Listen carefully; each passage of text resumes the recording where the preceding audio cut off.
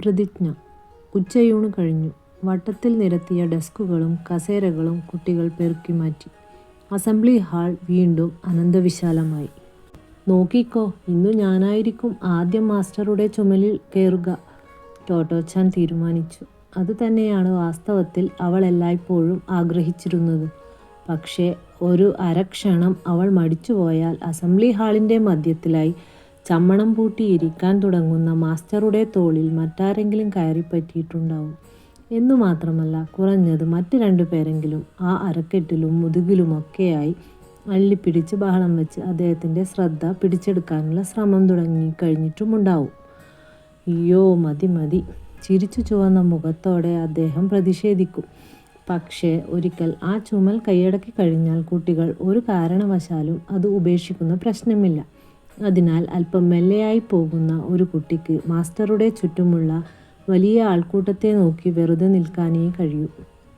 പക്ഷേ ഇത്തവണ ടോട്ടോച്ചാൻ അതീവ ശ്രദ്ധയോടെ കാത്തുനിന്നു. മാസ്റ്റർ വാതിൽ കടന്നു വരുമ്പോൾ തന്നെ തയ്യാറെടുപ്പോടെ അവൾ അസംബ്ലി ഹാളിൻ്റെ മധ്യത്തിൽ സ്ഥാനം പിടിച്ചിരിക്കുന്നു. അദ്ദേഹം അടുത്തെത്തിയതും അവൾ ഉച്ചത്തിൽ അറിയിച്ചു, ഞാനേ മാസ്റ്ററോട് ഒരു കാര്യം പറയാൻ വെച്ചിട്ടുണ്ട് കേട്ടോ. എന്താണാവോ? ഇരുന്ന് ചമ്മണം പൂട്ടുന്നതിനിടയിൽ അദ്ദേഹം താൽപ്പര്യപൂർവ്വം ചോദിച്ചു.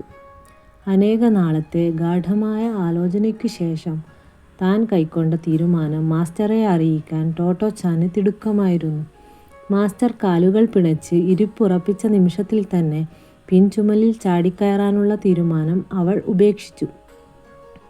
അവൾക്ക് പറയേണ്ട രഹസ്യം മുഖത്തോട് മുഖം പറയുകയാണ് കൂടുതൽ ഉചിതം. അതിനാൽ അദ്ദേഹത്തോട് നന്നേ ചേർന്ന് അഭിമുഖമായി അവളിരുന്നു, തല അല്പം ചെരിച്ചു പിടിച്ച്. സുന്ദരിക്കോതയുടെ ചിരി കണ്ടില്ലേ എന്ന് പണ്ടു മുതൽക്കേ അമ്മ പറയാറുള്ള ആ കുസൃതി ചിരി പുറത്തെടുത്തു. അവളുടെ ഏറ്റവും പ്രസാദപൂർണമായ ഭാവങ്ങളിൽ ഒന്നായിരുന്നു അത്.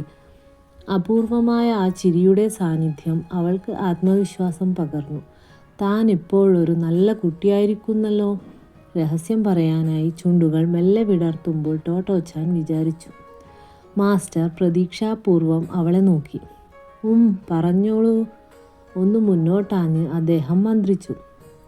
ഒരു ചേച്ചിയുടെ അല്ലെങ്കിൽ അമ്മയുടെ മട്ടിൽ മധുരമായി മന്ദമായി അവൾ പറഞ്ഞു, വലുതാവുമ്പോൾ ഈ സ്കൂളിൽ പഠിപ്പിക്കാനാ എനിക്കിഷ്ടം. ഞാൻ ഇവിടെ തന്നെ വരാം ട്ടോ. മാസ്റ്റർ ഹൃദ്യമായ ഒരു പുഞ്ചിരി സമ്മാനിക്കുമെന്നാണ് അവൾ കരുതിയത്. പക്ഷേ അദ്ദേഹം ചിരിച്ചില്ല.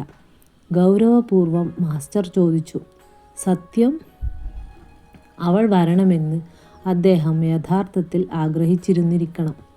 ചടുലമായ ആവേശത്തോടെ തലകുലുക്കിക്കൊണ്ട് ടോട്ടോച്ചാൻ പറഞ്ഞു, സത്യം. ടോമോയിൽ ടീച്ചറായി തീരണമെന്ന് അവൾ തന്നോട് തന്നെയും സത്യം ചെയ്തു. ആ ഒരു നിമിഷത്തിൽ അവൾ ഓർക്കുകയായിരുന്നു 1ാം ക്ലാസ്സുകാരിയായി ആദ്യം ടോമോയിലെത്തിയ പ്രഭാതത്തെക്കുറിച്ച്. അസംബ്ലി ഹാളിനരികെ ഓഫീസിൽ വച്ച് കോബായാഷി മാസ്റ്ററെ കണ്ടെത്തിയ ആ മുഹൂർത്തത്തെക്കുറിച്ച്. എല്ലാം ഒരുപാട് മുമ്പായിരുന്നതുപോലെ. അന്ന് 4 മണിക്കൂറോളം അവളുടെ വായാടിത്തരങ്ങൾക്ക് കാതോർത്ത് അദ്ദേഹം ഇരുന്നു.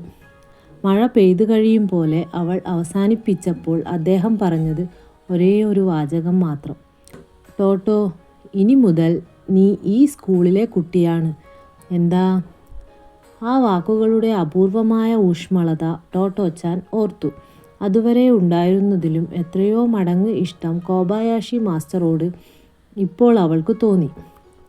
അദ്ദേഹത്തിനു വേണ്ടി എത്ര തന്നെ പണിയെടുക്കാനും എന്തെല്ലാം സഹായങ്ങൾ ചെയ്യാനും അവൾ ഒരുക്കമായിരുന്നു. അവൾ സത്യം ചെയ്തപ്പോൾ പതിവ് പോലെ തൻ്റെ പല്ലിനെക്കുറിച്ച് ലേശവും പരിഭ്രമമില്ലാതെ അദ്ദേഹം ചിരിച്ചു. തൊണ്ണുകാട്ടി സ്വയം മറന്നുള്ള ചിരി. ടോട്ടോച്ചാൻ തൻ്റെ ചെറുവിരൽ മുന്നിലേക്ക് നീട്ടി. മാസ്റ്ററും അപ്രകാരം ചെയ്തു. അദ്ദേഹത്തിൻ്റെ ചെറുവിരൽ ദൃഢമായിരുന്നു. വിശ്വാസ്യതയുടെ വല്ലാത്തൊരു സ്പർശം അതിൽ നിറഞ്ഞു നിൽക്കുന്നതായി അവൾക്ക് തോന്നി. വിരലുകൾ കോർത്തുപിടിച്ച് പരമ്പരാഗതമായ ജാപ്പാനീസ് ശൈലിയിൽ ടോട്ടോച്ചാനും അവളുടെ ഹെഡ് മാസ്റ്ററും പ്രതിജ്ഞയെടുത്തു. മാസ്റ്ററുടെ മുഖത്ത് ആത്മസംതൃപ്തിയുടെ മന്ദഹാസം ഉണ്ടായിരുന്നു. ടോട്ടോച്ചാനും ആഹ്ലാദത്തോടെ ചിരിച്ചു. അവൾ ടോമോ സ്കൂളിൽ ടീച്ചറാവാൻ പോവുകയാണ്. എത്ര മനോഹരമായ സ്വപ്നം! ടീച്ചറാവുമ്പോൾ ഞാൻ പിന്നെ ടോട്ടോച്ചാൻ മനോരാജ്യത്തിലേക്ക് ആണ്ടിറങ്ങി. അവളുടെ കൊച്ചു മനസ്സ് സങ്കല്പിക്കുകയായിരുന്നു. പഠിത്തം വളരെ കുറച്ച്, ഒരുപാട് കായികമേളകൾ, ഒത്തിരി പാചകവേളകൾ, എന്നും നടത്തം, ക്യാമ്പിംഗ്, അങ്ങനെ. മാസ്റ്ററും വരുംകാലത്തെക്കുറിച്ച് ആലോചിക്കുകയായിരുന്നു. ടോട്ടോച്ചാൻ വലുതാവുക, ടോമോയിൽ ടീച്ചറാവുക, അതെല്ലാം ഇന്നിരുന്ന് ഭാവനയിൽ കാണുക അസാധ്യം. പക്ഷേ ഒന്ന് അദ്ദേഹത്തിന് തീർച്ചയുണ്ടായിരുന്നു. ഒരു ടോമോ അധ്യാപികയാവാൻ ടോട്ടോച്ചാന് കഴിയും. ടോമോയിലെ ഏതൊരു കുട്ടിക്കും അതിന് കഴിയുമെന്ന് തന്നെ മാസ്റ്റർ വിശ്വസിച്ചു. കുട്ടികളായിരിക്കുക എന്തെന്ന് ഹൃദയപൂർവ്വം സ്മരിക്കാൻ അവർക്കാവും, അദ്ദേഹം ചിന്തിച്ചു. ടോമോ എന്ന ഇത്തിരിയോളം പോന്ന പള്ളിക്കൂടത്തിൽ 10 അതിലേറെയോ വർഷങ്ങൾ കഴിഞ്ഞ് നിറവേറേണ്ടിയിരിക്കുന്ന ഒരു ഉജ്ജ്വല പ്രതിജ്ഞയ്ക്ക് ജീവൻ കൊടുക്കുകയായിരുന്നു അവിടത്തെ ഹെഡ് മാസ്റ്ററും അദ്ദേഹത്തിൻ്റെ ഒരു വിദ്യാർത്ഥിനിയും. അതേസമയം പുറത്ത് ജനങ്ങൾ പരിഭ്രാന്തരായിരുന്നു. നിറയെ ബോംബുകളുമായി എപ്പോൾ വേണമെങ്കിലും എത്താവുന്ന അമേരിക്കൻ പോർവിമാനങ്ങളെക്കുറിച്ച് അവർ ഉത്കണ്ഠയോടെ പിറുപിറുത്തു. ജപ്പാനു മുകളിൽ യുദ്ധം ഉരുണ്ടുകൂടുകയായിരുന്നു.